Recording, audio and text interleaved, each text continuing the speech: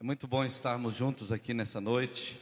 Eu quero compartilhar com vocês algo que Deus tem colocado em nosso coração, já quando estávamos lá ainda, em casa, antes de vir.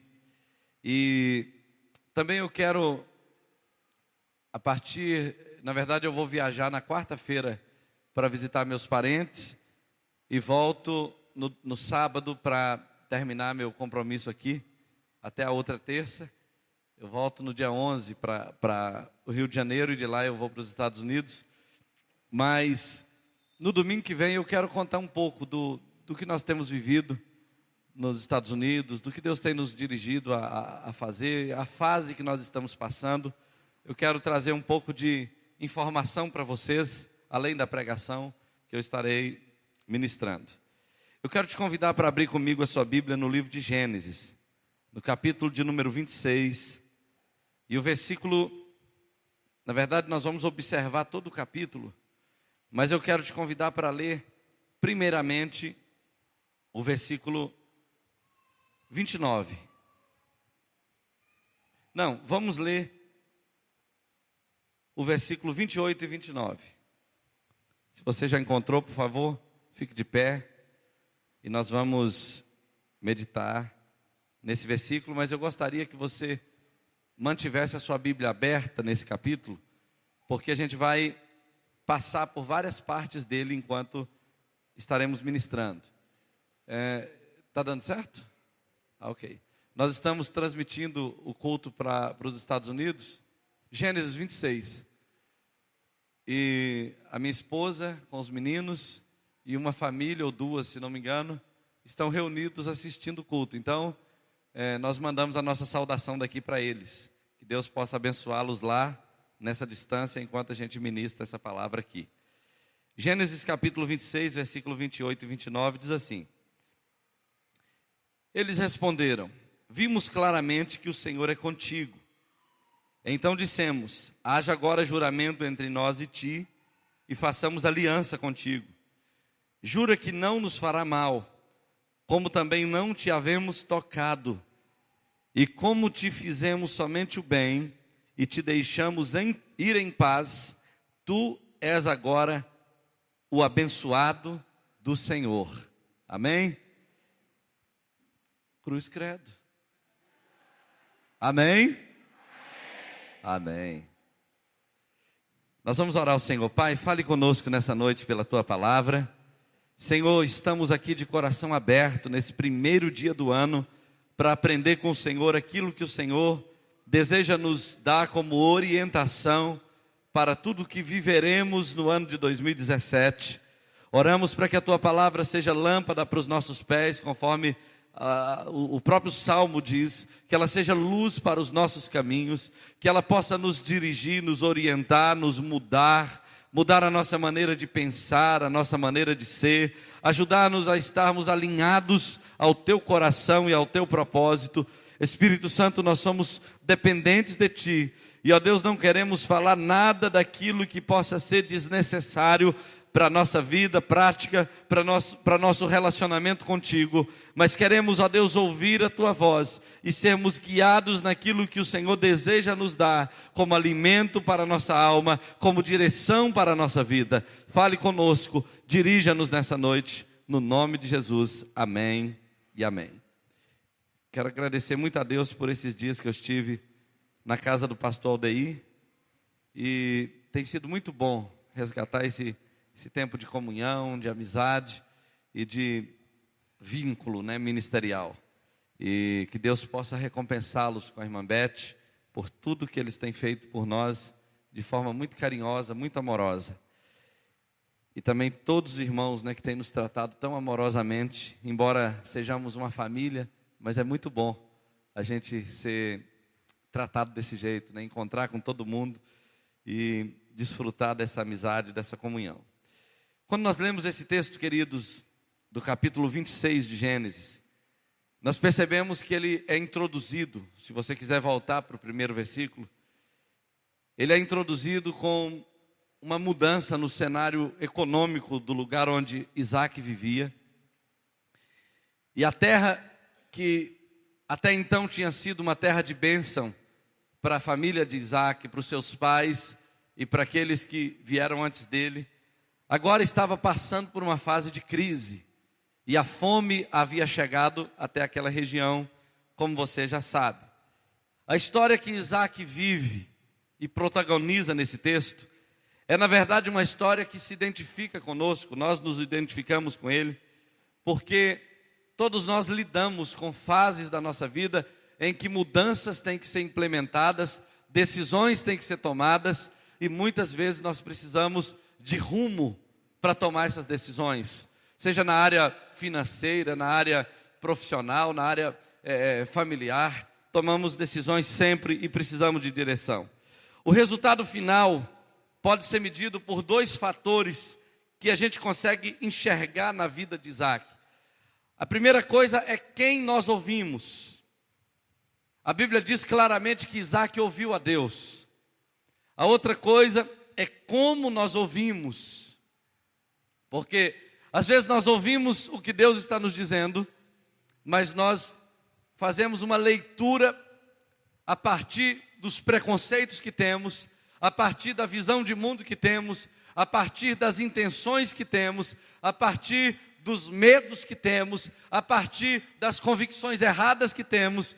E quando nós tomamos essas decisões, e os resultados que elas nos trazem, normalmente não são aqueles que Deus desejava que tivéssemos, ou aqueles que esperávamos ter.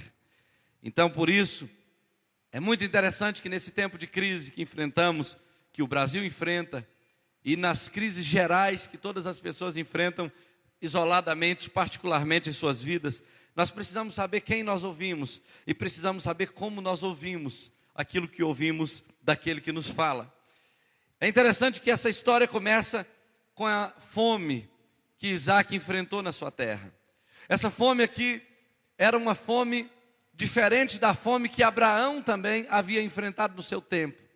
Dá até para a gente perceber que parece que de tempo em tempo, certas coisas se repetem com um propósito de nos ensinar a confiar em Deus, com um propósito de nos ensinar a lidar com certas situações que normalmente abatem algumas pessoas, e as mesmas situações que abatem uns costumam promover outros. Dá a impressão que a história é cíclica. Aquilo que aconteceu no passado se repete no presente, se repetirá no futuro, para que aquela geração seja treinada e aprenda a confiar em Deus e aprenda a andar com Deus em vitória, apesar de tudo. 97 anos atrás, antes desse evento, Abraão havia passado por uma crise e havia descido a Gerar, uma região ali próximo, assim como Isaac também precisou passar por isso. E nós começamos com essa história. A Bíblia diz, se você ler alguns outros trechos do Antigo Testamento, você vai perceber que muitas outras fomes assolaram o mundo no tempo de Isaac, ou antes, ou depois, em outras épocas. Por exemplo, no tempo de Abraão, 97 anos antes desse dia, houve uma fome também mundial, numa escala mundial. Nos dias de Isaac houve essa fome. Nos dias de José houve uma fome também numa escala mundial. No dia de Elimeleque e Noemi houve também uma grande fome numa escala mundial. Nos dias de Elias, nos dias de Eliseu, também naquele cerco de Jerusalém, houve uma grande fome que assolou o mundo inteiro. Nos períodos também do cerco de Babilônia, houve também uma grande fome. Agora, a Bíblia fala que existe uma fome futura, que é a fome que vai assolar o mundo na grande tribulação. Se nenhum de nós passamos por alguma situação parecida, tomara que Jesus tenha voltado antes, na grande tribulação a Bíblia fala que vai haver uma fome mundial e o mundo inteiro vai ter que lidar com essa fome. Agora, é interessante que algumas coisas aconteceram na vida de Isaac que foram cruciais para ele enfrentar aquela crise, e que também normalmente acontece na nossa vida e que são fundamentais para nós enfrentarmos os problemas. Podem não ser fome, podem ser outros problemas, mas da mesma maneira, esses eventos normalmente acontecem quando nós enfrentamos essas crises. A gente começa no capítulo 26, versículo 2, a Bíblia diz que quando essa fome veio, no versículo 2, diz assim: apareceu-lhe o Senhor e disse: não desças ao Egito, fica na terra que eu te disser. No meio dessa crise, Deus se manifestou a Isaac. Olha, é muito importante você saber de uma coisa: Deus está sempre presente quando você enfrenta problemas. A Bíblia até diz o seguinte, que Deus é socorro presente na hora da angústia. Lá nos Estados Unidos, quando você está dirigindo no trânsito, normalmente você escuta o barulho da sirene do corpo de bombeiro, da polícia e da ambulância. Todos os carros abrem espaço assim, vão se encostando, vão parando e passam aqueles caminhões correndo. Normalmente são 2 caminhões de bombeiro, uma ambulância e pelo menos uma viatura de polícia. E eles vão todos correndo numa direção, talvez para atender um cachorro que estava preso, ou talvez uma pessoa que caiu de bicicleta e se machucou. Eles sempre fazem o mesmo protocolo todas as vezes, em qualquer evento. Você está andando e de repente aqueles 2 caminhões passam correndo, aquela viatura passa e depois aquela ambulância. Se ela não passa no mesmo sentido, ela vem no sentido oposto. E eu fico pensando nisso. Eles se organizaram de forma que aquela viatura que estiver mais próxima do evento se mobiliza para chegar mais rápido possível perto daquela pessoa. A Bíblia diz que Deus é mais rápido do que eles. Deus é socorro presente na angústia. A grande questão é que nem sempre nós paramos para perceber de onde está vindo o socorro, ou nós queremos talvez agir rapidamente e não prestamos atenção no que está acontecendo. A crise veio e a Bíblia fala que Deus apareceu a Isaac. Agora eu te pergunto, como é que Deus aparece para nós hoje, quando a crise vem? Como é que Deus nos orienta? Porque a Bíblia fala que Deus também orientou a Isaac: não desças ao Egito. Como é que Deus aparece? Como é que Deus orienta? Uma vez eu estava andando aqui ali perto da Caixa Econômica do centro, e eu encontrei um casal, comecei a compartilhar com eles algumas coisas, contar alguns testemunhos para eles, e eles começaram a chorar. E eu falei: mas o que eu falei de errado? Por que vocês estão chorando? E eles falaram assim: olha, pastor, a gente estava separando hoje, mas por alguma razão Deus te trouxe aqui. Na verdade Deus não me trouxe ali, eu estava passando por ali. Eu penso que estava passando por ali, eles também estavam passando por ali, nós nos encontramos. Eu compartilhei uma coisa que tinha acontecido com outro casal por alguma coisa, e na verdade tinha tudo a ver com o que eles estavam passando. Deus os orientou naquele dia, e o casamento deles não acabou, até hoje eles estão bem. Deus nos orienta assim. Deus coloca alguém justamente na hora que você está pensando em acabar com a situação. Às vezes Deus te dá uma mensagem bíblica. Às vezes Deus fala com você de alguma outra maneira. Deus usa um telefonema, um post do Facebook. Deus usa alguma coisa para vir até você e fala com você. Deus pode usar um discipulador, um líder de célula. Deus pode usar o pastor da igreja. Deus pode usar uma leitura devocional da Bíblia. Mas a grande questão é o seguinte: quando a crise vem, Deus não se omite de enviar socorro para você. Ele fala, ele age. Eu me lembro que uma vez um pastor estava pastoreando uma igreja nos Estados Unidos, uma igreja pequena, tradicional, e a igreja não gostava desse pastor, ele era novato lá. E eles então se organizaram para tirar esse pastor da igreja. Mas o pastor não podia sair porque não havia nenhum motivo moral ou de ordem teológica para tirá-lo de lá. E ele então, se esforçando para dirigir aquela igreja, e a igreja estava revoltada com o pastor. O coro combinou que quando o pastor abrisse a boca para cantar, todo mundo fecharia a boca e deixaria o pastor cantando sozinho. Os irmãos combinaram de não dar mais o dízimo, nem a oferta, para o pastor não receber o salário e não poder mais pastorear a igreja. Ele ia fazer visita na casa de alguém e as pessoas não o recebiam. E ele então começou a orar a Deus, porque Deus havia mandado ele para aquela igreja. E ele não sabia o que fazer, porque a igreja não o queria lá mais. Então um dia ele estava muito triste, assentou-se num banco de uma praça, falando com Deus. E ele disse que estava olhando para os paralelepípedos que tinham assim no chão, aquelas pedras fincadas. E ele disse que ele estava tentando buscar uma simpatia daquelas pedras duras que estavam ali fincadas no chão, porque diz ele que da igreja ele não tinha simpatia nenhuma. E diz ele que enquanto ele estava ali, um redemoinho muito pequeno fez um movimento e um papelzinho começou a voar, um pedacinho de jornal, e caiu em cima da perna dele. E tinha uma frase naquele papelzinho de jornal que dizia assim: ninguém é aceito enquanto não for totalmente rejeitado. E ele olhou para aquela frase e pensou o seguinte: essa frase não veio por acaso até mim. Deus está me chamando para suportar essa rejeição com amor. E ele então começou a tratar bem as pessoas que estavam tratando mal ele. Ele começou a amar as pessoas que o estavam rejeitando. E à medida que ele foi fazendo isso, as pessoas começaram a se despertar que ele era um homem de Deus, porque as reações dele eram reações de homem de Deus, de quem conhecia a Deus. Deus falou com ele através daquela frase, daquele papelzinho que voou até a sua perna, e esse homem permaneceu naquela igreja e se tornou um grande ministro. Uma igreja poderosa nos Estados Unidos se ergueu e até hoje está lá, por causa de alguém que ouviu direção de Deus quando a crise estava quase acabando com ele. Talvez você diz assim: Deus não fala comigo, Deus não ministra ao meu coração, Deus não usa ninguém, e fica esperando que uma profecia venha. Olha, Deus está falando de várias maneiras, e a Bíblia fala que Ele, tendo falado muitas vezes e de muitas maneiras aos pais pelos profetas, hoje Ele nos fala por Jesus Cristo. Quando você lê a palavra de Deus, quando você gasta tempo com o Senhor, quando você abre os seus ouvidos para ouvir conselhos de discipuladores, de pastores e de líderes, Deus guia a sua vida através desse tipo de orientação, e isso te salva da calamidade, isso te salva da crise. Isaac estava saindo para descer ao Egito, e Deus falou o seguinte: não desça ao Egito, habita na terra que eu te disser, e eu serei com você. Em 2017, queridos, é um ano de intimidade com Deus. Deus quer falar com você mais do que Ele falou em toda a sua vida. Deus quer te orientar mais do que você teve orientação em toda a sua vida. Por isso, gaste tempo ouvindo ao Senhor, prestando atenção no que Ele está ministrando, nas direções que Ele está te dando.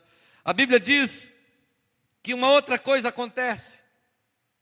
No versículo 3 e 4, a Bíblia fala o seguinte: habita na terra, habita nela, na terra que eu te disser, e eu serei contigo, e te abençoarei, porque a ti e a tua descendência darei todas estas terras, e confirmarei o juramento que fiz com Abraão teu pai. Multiplicarei a tua descendência como as estrelas dos céus, e lhe darei todas estas terras. Na tua descendência serão abençoadas todas as nações da terra. Quando você olha esse texto, você tem que pensar em algumas coisas. A primeira delas é que esse texto aqui dá a impressão que você já ouviu ele em outro lugar. Com quem mais Deus falou essa mesma palavra? Quem se lembra? Eu sei que vocês sabem. Com Abraão. Deus falou a mesma coisa com Abraão. Por que Deus está falando outra vez com Isaac? Porque na verdade Deus estava renovando um pacto que Deus havia feito com Abraão. Deus havia dito as mesmas coisas com Abraão, mas a geração de Abraão havia passado. E agora Deus estava em aliança com Isaac, porque o projeto de Deus não tinha morrido com Abraão. E Deus diz o seguinte: olha, habita na terra que eu te disser, e eu te abençoarei, e eu serei contigo, eu multiplicarei a tua descendência, e em ti todas as nações da terra serão abençoadas. Essa palavra foi dita a Isaac, que era um judeu, que estava sendo pai de uma nação que estava sendo gerada. Mas hoje Deus está falando conosco numa perspectiva diferente, porque nós não somos judeus, nós não estamos lá no deserto. Mas assim como Deus fez um pacto com Abraão e passou esse pacto para Isaac, a Bíblia diz que lá na cruz Deus fez um pacto com Jesus, pensando em nós. E aquele pacto que foi selado na cruz do Calvário garante-nos que, se nós habitarmos na terra que Deus nos disser, se nós estivermos debaixo da proteção de Deus, a bênção dele virá sobre nós, e através da nossa vida as nações da terra serão abençoadas, porque Deus é Deus de pacto, é Deus de aliança. Você não é Isaac, você não é Abraão, você é filho de Deus. Deus tem aliança com você por causa da aliança que Ele tem com Jesus. Há sangue de Cristo derramado na cruz, selando essa aliança. Deus não pode voltar atrás naquilo que Ele prometeu. Por isso, se você está em aliança com Ele, você será abençoado inevitavelmente. Deus fala: habita nessa terra, onde eu te disser. Senhor, mas não é onde eu queria ir para o Egito. Deus fala: faz o que eu estou te mandando, habita onde eu te disser. Senhor, mas ali é muito melhor. Deus fala, onde eu te disser. Senhor, mas eu gostaria tanto de ficar ali. E o Senhor fala, onde eu te disser. Sabe por quê? Porque Deus tem aliança. Deus é fiel para cumprir a aliança quando há obediência.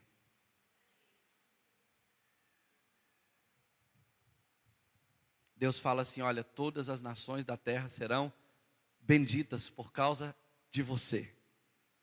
Não esquece essa frase não. Não esquece não. Que eu vou te mostrar daqui a pouco como Deus é fiel. Quem era Isaac? Um homem que estava saindo de uma região que estava dominada pela fome. Indo em busca de alimento, de sobrevivência para sua família, para o seu gado, para os seus servos.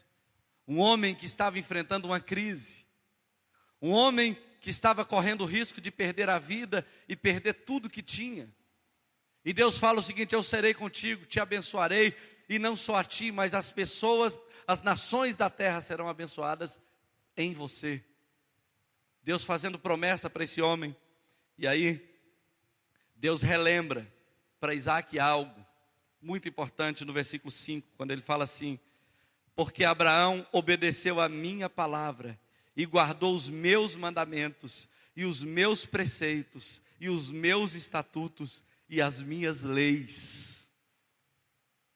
Deus estava destacando a obediência de Abraão. Embora a aliança que Deus havia feito com Abraão era uma aliança de graça incondicional, Deus estava decidido a abençoar a Abraão, mas Deus reconhece na vida de Abraão uma disposição de obedecer, uma voluntariedade no coração dele de obedecer, um prazer em obedecer, como o salmista Davi um dia disse, agrada-me fazer a tua vontade. Deus havia encontrado nisso, e Deus fala o seguinte, olha, faça isso, porque Abraão, teu pai, ele me obedeceu. E ele diz assim, olha, Abraão obedeceu a minha palavra, guardou os meus mandamentos, os meus preceitos, os meus estatutos e as minhas leis. Você pode ler esse texto aqui de duas maneiras. Primeiramente, a obediência faz parte da vida cristã de hoje. Obedecer não é o caminho para você alcançar a bênção de Deus, não é o caminho para você alcançar a salvação, mas é o caminho de alguém que crê que em Jesus já é obediente. Eu não obedeço para eu merecer, eu obedeço para eu corresponder com a obediência de Cristo na cruz. A Bíblia diz que Jesus foi obediente em todas as coisas. Ele não fazia nada que ele não tinha visto o Pai fazer. Ele fazia aquilo que o Pai mandava. Então, se eu olhar para esse texto na perspectiva do Novo Testamento, Jesus é um modelo de obediência que eu posso imitar, e pela fé eu consigo ser obediente, apesar das minhas imperfeições, porque a obediência de Cristo está sobre a minha vida, sobre a sua vida. Você é obediente, você foi gerado para ser obediente, você foi criado para isso. E ele fala o seguinte, olha, Abraão obedeceu. E sabe o que o texto narra no versículo 6? O versículo 6 diz assim, Isaac ficou em Gerar, ponto. Por que Isaac ficou em Gerar? Gerar era uma região. Por que ele ficou? Uma região dos filisteus. Por que você acha que Isaac ficou em Gerar? Porque Deus mandou. Simples assim. Ele ia ficar onde mais? Se eu sei que Deus não quer que eu vá para o Egito, o que eu vou caçar no Egito? Deus mandou ficar em Gerar, ele ficou em Gerar, simples assim. É assim que é a obediência, queridos. Isaac ficou ali, porque era ali que Deus queria. Agora, imagina que Deus te manda fazer uma coisa, você faz diferente e fala, agora ele vai ter que me abençoar. Vai nada, você vai ter que se dar mal, para saber que Deus não faz o que você quer. Deus é Senhor sobre você. A Bíblia diz que ele ficou em Gerar, e aí, no versículo 6, você vai ver a resposta de Isaac a tudo que Deus mostrou. Isaac ficou em Gerar. Essa foi a resposta. Sabe qual é a resposta de alguém que recebe uma direção de Deus? ela é simples assim. Ele faz o que Deus quer e Deus cumpre o que Ele promete. É simples desse jeito. Quando você faz o que Deus quer, Deus cumpre o que Ele promete. Nós precisamos entender, queridos, que existiram duas grandes ameaças na vida de Isaac que ele enfrentou quando ele chegou em Gerar. Duas grandes ameaças. A primeira grande ameaça é que Isaac tinha uma mulher muito bonita. Eu acho que ele herdou isso do pai dele, porque Sara com 90 anos estava fechando o trânsito assim quando ela passava. Os camelos paravam tudo. Os jumentos e os jeguinhos paravam tudo. Os reis olhavam e falavam assim: meu Deus do céu, que coroinha bonita. Onde esse velhinho arrumou essa mulher tão bonita? Isaac casou com uma também que era de fechar o trânsito. E ele estava com essa mulher lá em Gerar, e todos os homens viam essa mulher como a mulher mais bonita do reino. Ela era muito bonita. E aí, a Bíblia diz que Isaac teve medo dos homens daquela cidade desejarem a sua mulher, e por isso ele falou: vamos combinar uma coisa. Se eles perguntarem, você é minha irmã. Ok? Idiota, não? O que vocês acham? Se alguém perguntar, fala que você é minha irmã. Ele ia ser o cunhado do cara. Por que Isaac fez isso? Queridos, normalmente todos nós sabemos o que Deus diz, sabemos o que Deus prometeu, sabemos quem Deus é, mas tem hora que a gente acha que a gente está dependendo só de nós para que as coisas aconteçam. Ele pensou o seguinte: se algum homem gostar da minha mulher e quiser levá-la, eu não tenho como me defender. Mas quem disse que ele precisava se defender? Deus não falou que seria com ele? Deus não falou que o abençoaria? Como Deus poderia abençoá-lo se outro homem ia tomar sua mulher? Naquele momento, Isaac representa qualquer um de nós que, apesar de sabermos o que Deus tem prometido para nós, às vezes nós agimos com a razão, medimos as coisas com a nossa capacidade natural de ver todas as coisas, de analisar, e às vezes nós duvidamos do que Deus está nos prometendo. Isaac teve medo, mas não só por isso. Isaac teve medo porque o pai dele também teve medo. O pai dele fez a mesma coisa 97 anos atrás. O pai dele teve medo da mesma maneira. O pai dele se sentiu ameaçado igualmente. E com isso ele agiu da mesma forma. Isaac havia aprendido esse comportamento nas situações de aperto. O caminho é esconder, o caminho é fugir, o caminho é temer. Ele não tinha como, por si só, depender de Deus naquela situação. Isso parece com qualquer um de nós. As crises vêm, os apertos vêm e a gente dá um passo atrás. Quando eu estava lá no consulado esses dias conversando com a consuleza que me atendeu, ela começou a me apertar e me apertar. Havia certas coisas que eu não podia falar, mas eu tinha combinado com Deus uma coisa. Eu falei assim: Senhor, só fala com essa mulher para não me perguntar especificamente, porque se ela perguntar eu vou falar especificamente. E ela então começou a me apertar, e eu falei o que eu podia falar, eu falei. E eu fiquei esperando a próxima pergunta, porque se ela perguntasse especificamente, eu ia falar exatamente o que ela estava perguntando, e eu tinha certeza que ela ia me dar o visto, apesar disso, porque Deus falou que Ele ia me dar. Às vezes você fala assim: olha, eu vou ter que mentir, eu tenho que mentir, porque senão eu vou perder. Vai nada, experimente falar a verdade, experimente confiar em Deus, experimente arriscar por Ele. Ainda que você perca algo que você considera importante, Deus vai te colocar em algo que é infinitamente melhor, porque Deus honra a fidelidade, Deus honra a fé. Isaac temeu naquele momento, não precisou passar por nenhum constrangimento, mas o rei daquela região viu Isaac fazendo uns carinhos na sua esposa, e ele falou assim: olha, que é isso que você fez? Facilmente alguém poderia ter tomado a sua mulher e isso trazido grande juízo sobre nós, grande maldade sobre nós. Mas graças a Deus que ninguém fez isso, e por isso ele foi preservado. Uma outra ameaça que Isaac teve ali naquela região é que ele desentulhava os poços. E as pessoas iam lá e tampavam os poços. Ele desenterrava um poço, porque a água era essencial para cuidar dos seus gados e para cultivar a terra. E as pessoas iam lá e tampavam os seus poços. Ele teve uma ameaça no casamento e uma ameaça na prosperidade. Mas Deus havia dito duas coisas para ele que protegiam essas duas áreas. Deus disse que ele seria pai de grandes nações. E Deus havia dito que ele seria muito abençoado, muito próspero.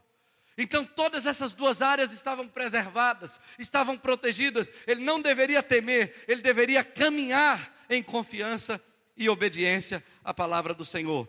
E aí nós vamos ver algumas coisas aqui. Como é que Isaac lidou com essa situação? Sabendo que ele poderia perder a sua esposa, sabendo que ele poderia perder a sua prosperidade, porque as pessoas o invejavam. Primeira coisa, Isaac sabia quem estava com ele. Volta um pouquinho no versículo 3, e você verá o seguinte, Deus diz assim: eu serei contigo. É muito interessante, queridos, quando você sabe quem está com você. Deus disse assim: olha, pode ir, habita na terra que eu te disser, e eu serei contigo. Isaac não estava sozinho naquele negócio. Isaac não precisava se armar com guardas-costas. Isaac não precisava pagar propina para ninguém. Isaac não precisava construir muralhas à sua volta para se proteger dos seus inimigos. Deus disse: eu serei contigo. Deixa eu te dizer uma coisa, Jesus falou quando ele subiu ao céu, lá no capítulo 28 de Mateus, ele disse o seguinte: ide portanto e fazei discípulos de todas as nações, batizando-os em nome do Pai, do Filho e do Espírito Santo, ensinando-os a guardar todas as coisas que eu vos tenho ordenado, e eis que eu estou convosco todos os dias, até a consumação dos séculos. Entenda uma coisa, queridos, essa promessa de Jesus valeu para os discípulos, valeu para a igreja que já passou, e vale para nós que estamos aqui hoje. O Senhor é com você. À medida que você obedece o que Ele manda, Ele cumpre o que Ele promete. À medida que você pisa onde Ele te ordena pisar, Ele vai com você. Há uns anos atrás aqui, subindo esse Morro do Café, eu e alguns jovens dessa igreja, não sei se eles estão aqui ainda, você estava não? 11h30 da noite, algumas pessoas aqui se lembram ainda, eu estava indo fazer o que Jesus mandou, lá no alto daquele morro, jovens que estavam fazendo universidade, mestrado, Wesley, Jonatas e alguns outros mais, e nós subimos aqui, meu carro não conseguiu subir o Morro do Café, parei bem no começo, quando a gente começou a andar a pé, mais ou menos uns 20 caras sentados assim na rua, levantou um com duas armas na mão, uma para baixo e uma na minha testa assim, e falou: se for da polícia vai morrer agora. O olho dele estava enorme, ele estava cheio de cocaína. Eu olhei para ele e falei o seguinte: nós estamos aqui em nome de Jesus. Se matar, nós vamos para o céu. Se não matar, nós vamos para a montanha, lá no alto, porque nós estamos indo dar uma notícia para uma senhora que está com câncer. Nós tínhamos conseguido uma ambulância para ela. E uma moça no meio do pessoal falou assim: qual é o nome dela? Dona Efigênia. E aí uma outra perguntou assim: mas Jesus, uma hora dessa? Eu falei: Jesus não tem hora, é de dia, de noite, de madrugada, 24 horas por dia. E o cara assim, Aí um cara lá do meio da turma levantou, o apelido dele era Baiano. Ele levantou e falou assim: ô irmão, eu falei: tem crente aqui? Ô irmão, pode ir que nós vai vigiar seu carro. Eu falei: beleza. Subimos, fizemos a visita. Quando nós descemos, eles tinham cozinhado um pato no arroz, no meio da rua, e falaram assim: come aqui com a gente. Nós sentamos lá e comemos, todo mundo armado. E eles falaram assim: de qual igreja você é? Eu falei: daquela ali embaixo. Aí uma mulher começou a cantar um hino que a gente cantava aqui, porque diz ela que escuta lá em cima, eu escutava pelo menos. Aí o cara falou assim: qualquer dia desse o mulão vai descer lá embaixo. Mulão, você sabe, é a gangue, né? Eu falei: o que é mulão? Ele falou: a gangue toda aqui, ó. Eu falei: pode ir no mulão, que vocês vão virar tudo ovelhas. Sabe, queridos, Deus garante estar com você todos os dias até a consumação dos séculos. E ele disse isso: pode ir, habita na terra e eu serei contigo. Quando Isaac colocou o pé naquela terra, o povo entulhava os seus poços, o povo queria talvez tomar a sua mulher, mas estava na memória dele uma coisa: quem está comigo é maior do que quem está com ele. O Senhor dos exércitos está comigo, o Deus de Jacó é o meu refúgio. Eles estavam escondidos do esconderijo do Altíssimo, e ninguém poderia impedi-los de receber o que Deus tinha para eles. Você precisa andar nessa terra em 2017 sabendo quem é que está com você. Quem é que está com você? Quem está com você? Jesus. Aleluia. Uma outra coisa que ele sabia é que ele estava debaixo de um decreto de bênção. Deus havia dito para ele no versículo 3, te abençoarei. Saiba de uma coisa, querido, se Deus falou que vai te abençoar, não tem como isso ser revertido. Uma vez, um rei estava querendo amaldiçoar o povo de Deus que estava caminhando em direção à terra prometida, e ele contratou um profeta mercenário para amaldiçoar o povo de Deus. O profeta subiu na montanha chamado Balaão, e ele começou a lançar palavras de maldição sobre a nação, mas quando ele abria a boca, Deus colocava a palavra de bênção. Ele falava maldição, mas só saía bênção. E ele voltou para o rei e falou o seguinte: contra esse povo aqui, não há encantamento, não há maldição, não há praga, não há macumba, não tem nada que pega nesse povo, porque esse povo é abençoado. Deus está abençoando eles. Pode aplaudir o Senhor nessa noite? Se Deus decidiu te abençoar, não tem encantamento nenhum que vai paralisar você. Eu acho engraçado quando eu escuto algum crente falando assim: rapaz, tem muita gente com inveja de mim. Vai tomar banho, rapaz. Inveja de mim. Já viu falar da filosofia da vaca? Não vou te contar o que é. Dane-se quem está com inveja, vai morrer de inveja. Vai morrer de inveja. Não vai acontecer nada comigo. Não, mas está de olho gordo. Por mim, que diferença tem? Eu sou crente. Eu estou debaixo do sangue de Jesus. Nem olho gordo, nem olho magro, nem urucubaca, nem macumba. Eu já entrei em cemitério, já entrei em macumba, já orei na cabeça de macumbeiro, já peguei aquele pozinho de pegar homem, joguei no chão assim, e falei: isso aqui não vale nada, está falido esse centro de macumba, até a casa caiu depois. Eu não tenho medo de macumba, de macumbeiro, de feitiçaria, sabe por quê? Eu sei quem está comigo, eu sei debaixo de que decreto eu estou. Você também está debaixo do mesmo decreto. Não tem encantamento contra você. Deus decidiu te abençoar através de Jesus. Isaac pisou naquela terra inimiga, mas ele sabia quem estava com ele. Você sabe quem está com você? Você sabe qual decreto está sobre a sua vida? E uma outra coisa que eu vejo nesse texto: ele tinha garantia da posse da terra. Deus falou assim: a tua descendência darei todas essas terras. O pessoal estava falando assim: essa terra é minha.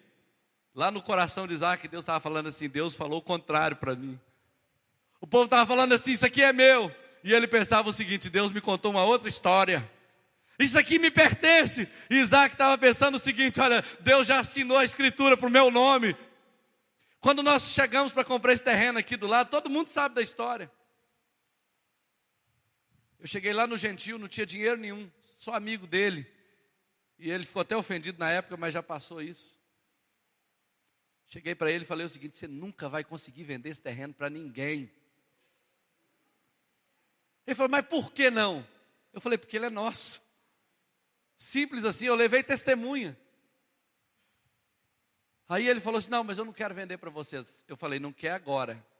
Mas a gente não tinha dinheiro para comprar também na época. Eu falei: mas quando chegar o dia, nem que seja de graça você vai entregar, porque ele já é nosso. Chegou o dia que ele bateu na porta aqui e falou assim: agora a gente quer vender para vocês, porque eu prometi para o pastor que ele ia ser de vocês. Ele já faz muito tempo, há muito tempo. O Toninho já tinha tido até uma visão de um anjo medindo ali, Anjo mediu, eu falei. Teve gente que foi lá fazer xixi no terreno para tomar posse dele. Tudo isso aconteceu. Porque leão toma posse é assim, vai lá e faz xixi. A verdade é o seguinte, já era nossa há muito tempo. E o pessoal, tomara que não tem ninguém da igreja aqui que está no quarteirão. Porque eu acho que Deus falou também que ia dar o quarteirão inteiro. A gente vai derrubando devagarzinho aí, ao longo do tempo. Estamos em paz. Nós sabemos o que Deus tem nos falado. Isaac estava num lugar que o povo estava dizendo, esse poço é meu, essa terra é minha. Mas no coração dele, Deus estava falando, eu já dei para você e para a tua descendência. Você entende isso, meu querido? Agora, Isaac precisou tomar algumas decisões. E todos nós precisamos tomar decisões. Se nós queremos receber de Deus aquilo que Ele nos prometeu. A primeira decisão que eu vejo na vida de Isaac é que ele era um homem obediente. Versículo 6 eu já li para você, Deus mandou ele ficar e ele ficou. Eu já contei aqui, mas repito, a história do Joãozinho, que é um exemplo de obediência falsa. Joãozinho estava lá na sala de aula e a professora falou assim, senta Joãozinho, e ele falou, não sento. Senta Joãozinho, ele disse, não sento. Senta Joãozinho, senão eu vou te expulsar da escola. E ele disse, eu não sento. E ela disse, senta, senão eu bato em você. E ele então sentou.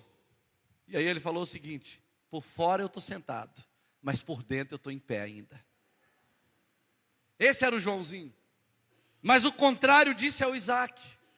Deus falou, fica aqui. E ele ficou. Simples assim. Nós precisamos aprender, queridos, a respeito da obediência. Duas coisas principais sobre a obediência. Guarda isso no seu coração, anota se for possível. Nós obedecemos de duas maneiras. Nós obedecemos pela fé. Primeiramente, pela fé, nós obedecemos. E segundamente, se é que nós podemos dizer assim, nós obedecemos voluntariamente, pelo exemplo. Vou te dar um exemplo como isso funciona. Como é que você obedece pela fé?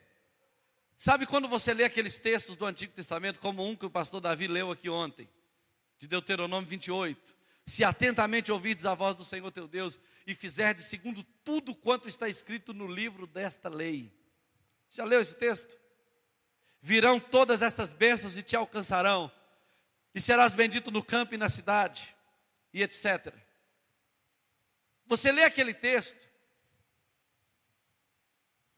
todas as bênçãos que estão ali, e você fala, eu quero essas bênçãos. Mas depois você lê a partir do versículo 14, que diz o seguinte, mas se não ouvirdes a minha voz, e não fizerdes segundo tudo quanto está escrito neste livro, então virão estas maldições sobre ti e te alcançarão, e maldito serás no campo e na cidade. Maldito será o fruto do teu ventre, da tua amassadeira. E ele começa a lançar maldições. A lista de maldições é infinitamente maior do que a lista de bênçãos.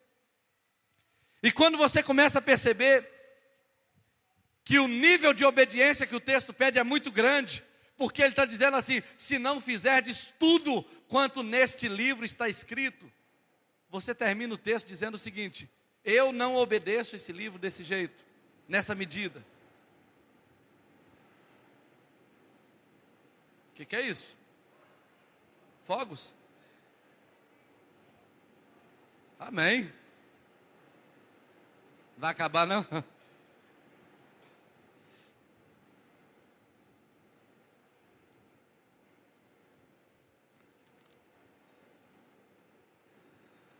Ah, já sei o que é. Veja bem, vou continuar. Quando você olha para essa verdade, está dando para me escutar aí? Ok? Eu aqui não estou escutando direito. Quando você olha para isso, dá a impressão que o padrão de exigência é alto demais. E você não consegue obedecer à risca todos os mandamentos do Antigo Testamento.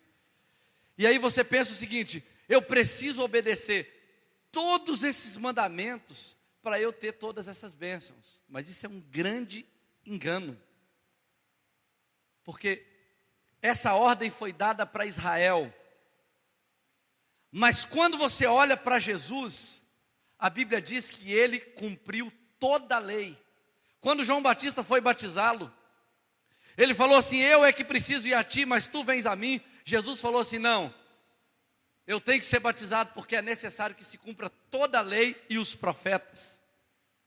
A Bíblia fala em Hebreus que Jesus cumpriu toda a lei, que ele transformou a lei em antiquada, em obsoleta. Ele transformou a lei em algo inútil quando ele cumpriu a lei na cruz, quando ele cumpriu com a sua vida e encerrou na cruz. Todo escrito de dívida que era contra nós foi cancelado na cruz. Então, quando eu leio Deuteronômio 28, eu preciso mudar minha perspectiva e olhar para aquele texto e falar o seguinte: em Jesus eu obedeço à risca esse texto. Em Jesus eu sou plenamente obediente à lei do Antigo Testamento, porque Jesus obedeceu por mim e em Jesus eu cumpri toda a lei. Eu estou debaixo da bênção e não da maldição. Essa é a primeira coisa. Eu sei que o seu glória a Deus é de alguém que não entendeu o que eu disse. Só pouca gente que entendeu que deu glória a Deus, os outros ficaram em silêncio. Mas eu quero te dizer uma coisa: qualquer acusação que a lei tiver contra você, ela é cancelada em Jesus na cruz. Qualquer argumento que a lei tiver para te acusar e para lançar maldição sobre você, Jesus cancela e derrama bênção sobre a tua vida. É por isso que a Bíblia diz: não há nenhuma condenação para os que estão em Cristo Jesus, que não andam segundo a carne, mas segundo o Espírito. Justamente porque Jesus pagou a dívida que você tinha. E eu te digo, qual era a dívida que ele tinha? A dívida que você tinha contra Deus é porque a lei dizia que você tinha pecado. Como eu sei disso? Paulo falou que ele não sabia que ele tinha pecado até quando ele conheceu a lei. Mas quando ele conheceu a lei, revelou o pecado, aviltou nele o pecado, e ao descobrir isso ele morreu. Mas quando ele conheceu Jesus, ele viveu de novo. Essa é a questão. Então, quando eu leio o Antigo Testamento, eu descubro que eu sou obediente em toda a casa de Deus, em toda a lei do Antigo Testamento, por meio de Jesus. Agora, qual é o outro tipo de obediência que eu tenho que ter? Olha, quando eu creio que em Jesus eu obedeci toda a lei, então a partir de agora eu ando como ele andou. Porque a Bíblia fala no Evangelho de João que nós devemos andar como ele andou. É muito mais fácil andar em obediência pela fé, porque eu sei que apesar de eu não andar em perfeição, por meio da fé em Jesus, eu ando em plena obediência. Em 2017, você vai ser muito mais obediente do que você foi até agora. Você crê nisso? Isaac obedeceu o que Deus mandou. Depois você vai ver Isaac manifestando uma fé com dois aspectos diferentes. Você vê Isaac mostrando uma fé sacrificial e você vê Isaac mostrando uma fé inteligente. A Bíblia fala que naquele cenário de oposição, em que as pessoas entulhavam seus poços, em que as pessoas o expulsavam dali, a Bíblia fala que naquele dia Isaac semeou, naquele ano ele semeou e colheu a 100 por 1, porque o Senhor o abençoava. Isso aqui é uma fé sacrificial. De onde Isaac saiu? Isaac saiu de um ambiente de fome. Para onde Isaac foi? Ele foi para um ambiente que tinha provisão. Isaac estava buscando suprimento para preservar a sua família da morte, da inanição. Aí ele vai para um ambiente, e ali naquele ambiente, em vez dele salvar alimento para se salvar, ele semeia. Então isso aqui é uma fé sacrificial. É quando você lança na terra aquilo que você acha que vai perder, aquilo que você acha que está doendo em você. E eu falo isso não só a respeito do dinheiro. O dinheiro também faz parte desse tipo de sacrifício. Mas eu falo de uma atitude de lançar na terra, de lançar no ambiente de fé, ofertas, sementes de amor, sementes de serviço, sementes de oração, sementes de de entrega de tudo que você é e tem, abrindo sua casa, seu carro, sua vida, para abençoar outras pessoas, investindo no reino de Deus. Quando todos dizem que você não pode fazer isso, você crê numa promessa de Deus. Isso é um tipo de fé sacrificial. A Bíblia fala que aquele que vai andando e chorando enquanto semeia, voltará sem dúvida com alegria, trazendo consigo a recompensa. Eu poderia levantar aqui dezenas de pessoas que experimentaram abundância em tempo de escassez, quando semearam num ambiente de fé. Não só financeiramente, mas em outras áreas também.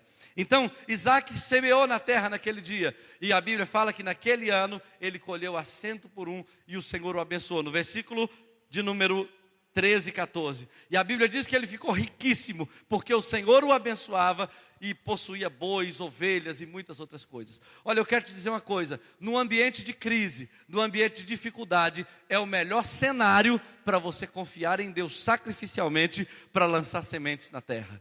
Nós já temos provado isso, e você pode continuar provando ou pode provar pela primeira vez. Isaac experimentou isso, e isso era um reflexo da intimidade que ele tinha com Deus. Deus havia falado que ia o abençoar, e ele lançou a semente, e Deus prometeu, Deus cumpriu o que havia prometido.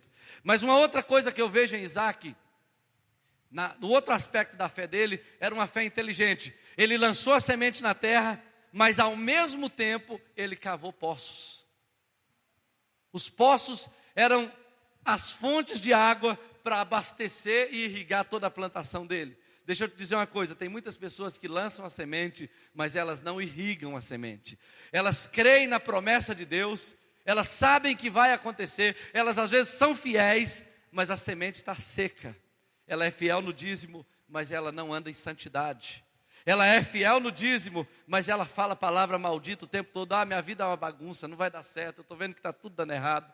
Ela lança talvez a semente no reino de Deus, seja financeira ou outra, mas ao mesmo tempo ela anda desintonizada com a vontade de Deus para a sua vida. E por isso a semente dela está seca e ela não pode ser germinada. Mas Isaac, além de crer e lançar a semente, ele abriu poços, ele irrigou a semente dele. E a Bíblia diz que Deus honrou de uma maneira extraordinária a vida desse homem. Depois você vai ver uma outra coisa interessante na vida desse homem: a importância de manter o foco. Todas as pessoas estavam planejando armar para Isaac. Todas as pessoas estavam entulhando seus poços. Todas as pessoas estavam focadas em destruir a prosperidade de Isaac. Mas quando você olha esse texto, a Bíblia diz o seguinte: que quando entulhava um poço de Isaac, ele abria outro. Se entulhava aquele, ele abria mais um. Se entulhava este, ele abria um outro ali. E a Bíblia diz que ninguém conseguia parar Isaac, porque enquanto tinha um poço sendo entupido, tinha outro sendo aberto.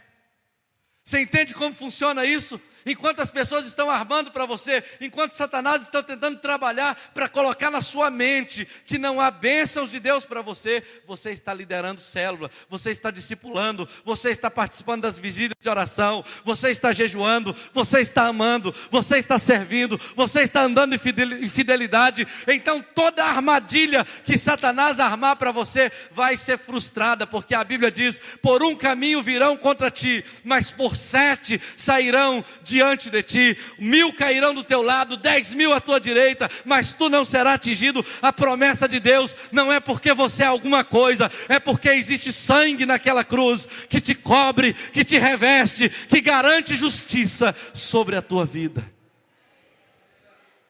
É por isso. Não é porque você é um super crente,